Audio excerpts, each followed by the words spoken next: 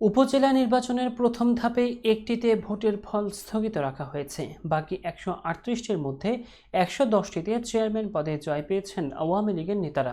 স্বতন্ত্র হিসেবে দাঁড়ানো প্রার্থীদের মধ্যে জয়ী হয়েছেন ১৯ জন। এছাড়া বিএনপির বহিষ্কৃত ৭ জন, জাতীয় পার্টির ১ জন এবং ইসলামী শাসনতন্ত্র আন্দোলনের ১ জন প্রার্থী বিজয়ী হয়েছেন।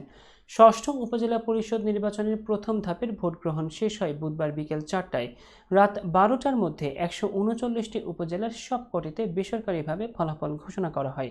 এই নির্বাচনে দলীয়ভাবে কাউকেই সমর্থন দেয়নি আওয়ামী লীগ। ফল ঘোষণার পর উল্লাসে মাতেন জয়ী প্রার্থীর সমর্থকেরা। অনেক জায়গায় বের হয় বিজয় মিছিল। ভোটাররা জানিয়েছেন, কোনো প্রকার ঝামেলা ছাড়া শান্তিপূর্ণভাবে ভোট দিতে পেরে খুশি তারা।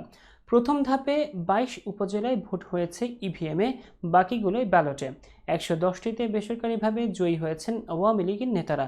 স্বতন্ত্র হিসেবে জয় পেয়েছেন ১৯ জন। এছাড়া বিএনপির বহিষ্কৃত ৭, জাতীয় পার্টির ১ জন, ইসলামী শাসনতন্ত্রের ১ জন, সেই সাথে জাতীয় পার্টির ১ জন জয়ী হয়েছেন।